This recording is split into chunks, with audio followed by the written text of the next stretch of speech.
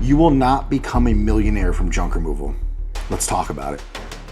What's up, guys? I'm Andrew. I'm a serial entrepreneur, a software engineer, and an ex-junk removal business owner. I started a junk removal business as a stepping stone to return to my passion of technology and apps. I invite you guys to stick around, hang out, follow me on my journey from recently selling my junk removal business to building a billion-dollar home services app called Autopilot. And that is true. If you guys want to skip all this and just get to the meat and potatoes of the video, go right here.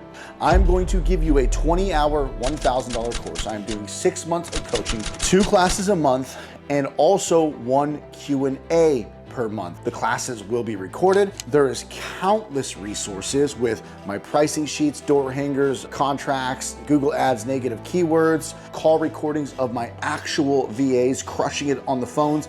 I mean, it is insane. And what gets even crazier is I'm going to include a 50-page website made specifically for junk removal, SEO optimized and ready to go. It is a $5,000 value, and I'm not kidding when I say that, because this is 50 pages. This is literally $15,000 in value that if I were to mentor somebody and I were to give you my course and I were to do this website for you, there would have to be an insane price tag. If you guys want to know when the first class starts, just check the video description. All the information will be down there. This is a once-in-a-lifetime opportunity. You get all of this for free if you sign up for Autopilot and use Autopilot at $50 a month. Let's talk about the Junk Expo. October 24th to the 25th, I'm one of the speakers. This is going to be a crazy event. It sold out last year, and I think tickets are only like $250 for 2 days, 12 speakers, 20 vendors, drinks, food, amazing time, networking. I'm gonna be there, and I'm gonna be talking about some cool stuff. I'm gonna obviously be talking about my software, but I have some huge announcements I'm gonna be making at the event.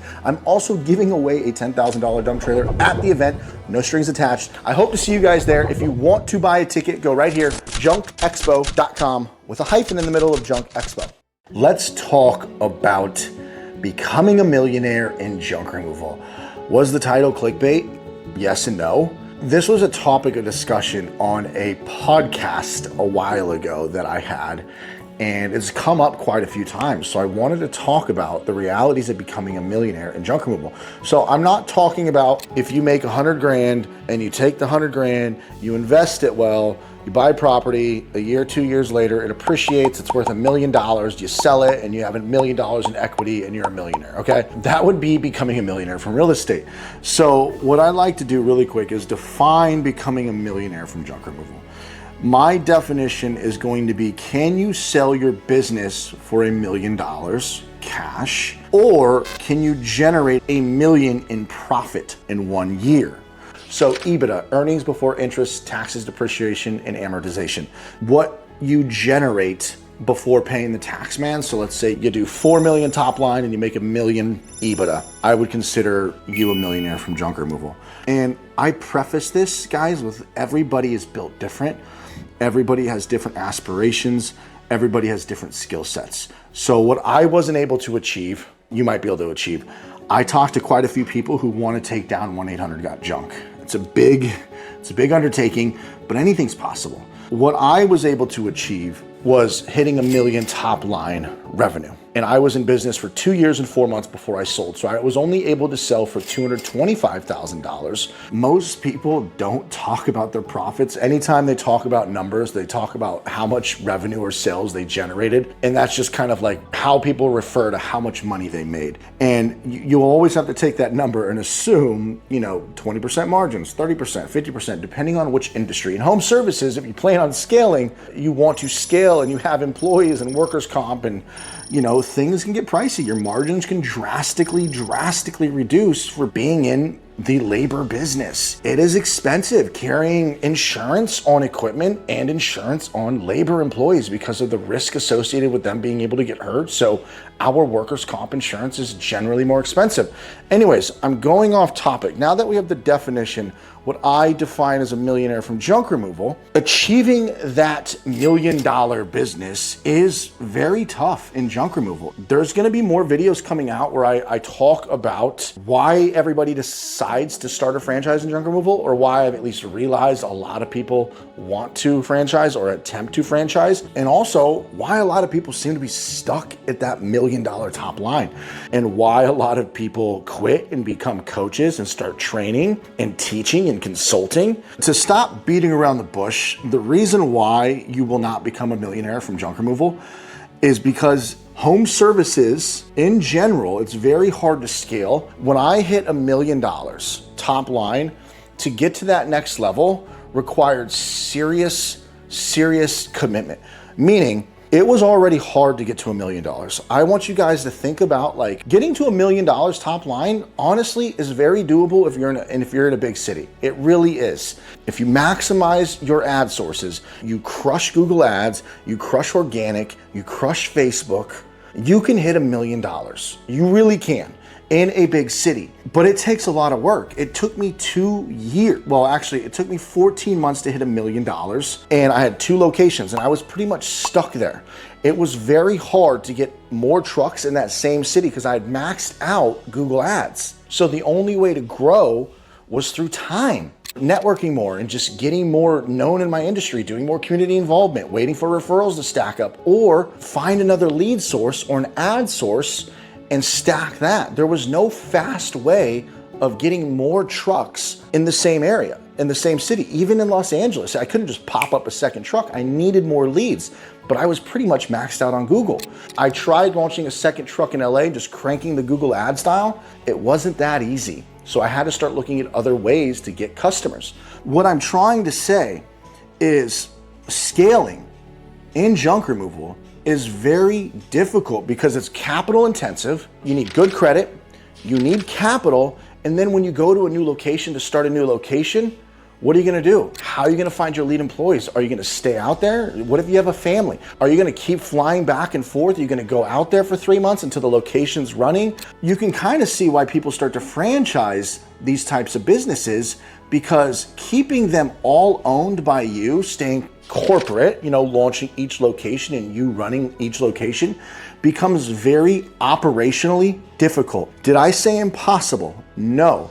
There's one guy who's doing this. He's been doing junk removal somewhere between 20 and 30 years. I believe Casey Walsh was stand-up guys.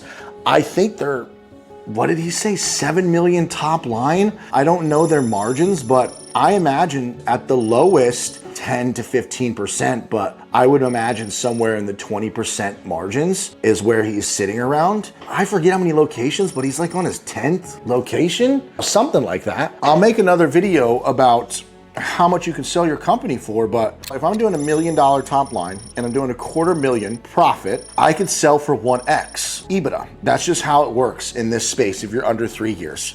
Now, once you start cracking 3 years and you've been in business longer and you have tax returns to back it up and you have systems in place, maybe 1.5, 2x. Once you're off the truck and off the phones and the company kind of runs itself and you're 3 to 5 years in business, you could maybe get 3x. You'd have to have solid tax returns showing $1 million. So then you could sell for $750,000. And another thing I want to mention, guys, is a company is only worth what somebody is willing to pay. These are generalized numbers that I've learned over time, going through a broker, looking at other companies and going through due diligence like 10 times through selling my company over the course of 6 months it took to sell my company, and just watching a lot of private equity content out there. Private equity is another fascinating conversation about when PE firms actually get interested in picking up your business. There is an expectation of EBITDA they want you to be at before private equity firms come and look at you. But we're not at that level. We're only at $1 million gross per year. Now, I know a guy, I think hit $1 million top line or gross on his 5th year, and he's been stuck at $1 million a year for 3 years now. He's been in business for 8 years. He's got a bunch of equipment. His margins are probably 20, 30%, depending on how much he scraps and how much he resells, but he pays himself $125K. His wife gets paid like 40, 50K. So they're making 175K before the tax man. He could probably sell his company if his margins are roughly what mine were, 250K. He could maybe sell it 3X. He's not even a $1 million company yet. He's been busting his ass for 8 years.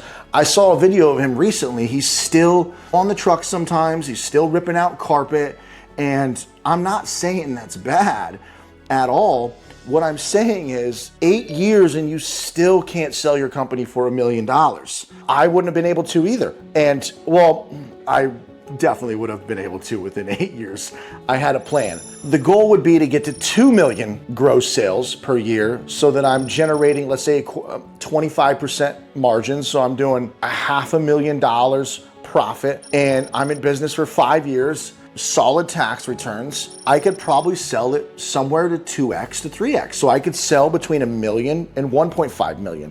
But to get to $2 million top line revenue per year, I had to think to myself, like, okay, getting to $1 million was already tough. And I've maxed out Google ads in both counties. The next strategy is, okay, maximize SEO. How long is SEO gonna take? Crank up the dial on Facebook ads, crank up the dial on Yelp ads, and I could try to like bring in more revenue, get more commercial contracts. And I'm just, okay, how much time and how long is it gonna be till I can hit $2 million a year in this same city? And adding more trucks. Or I could maximize Google ads and go launch a new location over here and take over in Denver, Colorado, or go south and hit San Diego and launch a truck out there, or go north and do one in San Francisco. And it just sounded too exhausting to build a company that's worth $1 million in junk removal. Is it doable?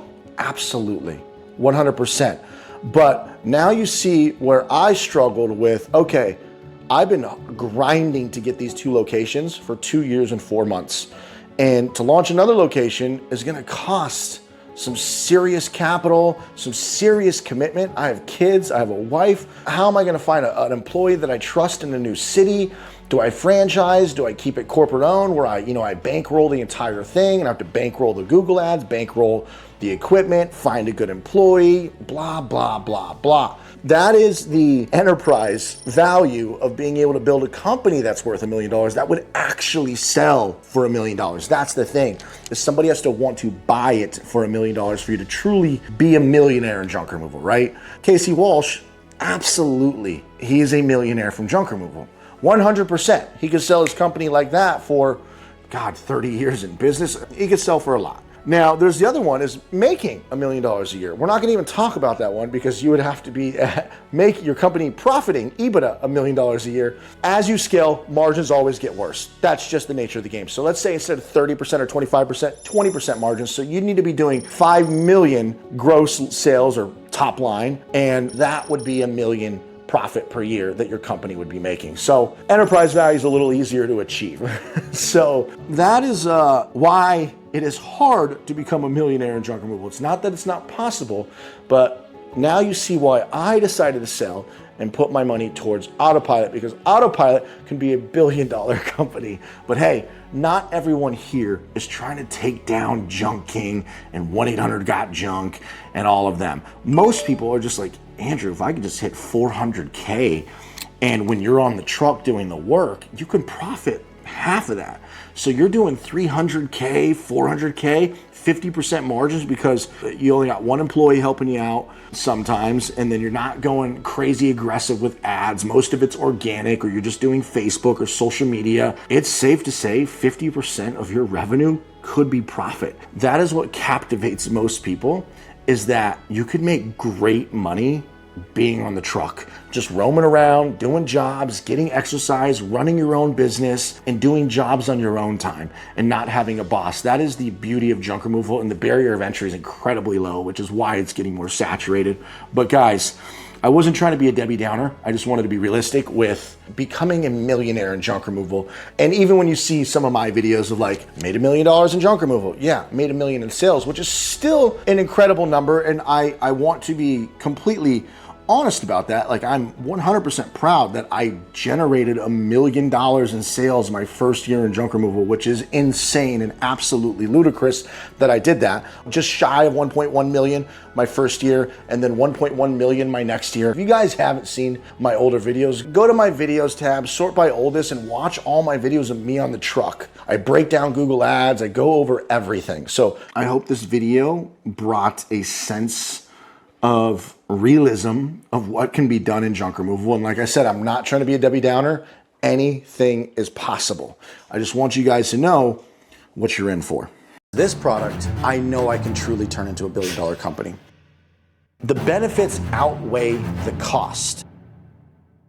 And make sure that we have the best software in the world. My software, Autopilot, is finally here. I truly believe we are going to be the best platform. This will be the software of choice in the home service industry.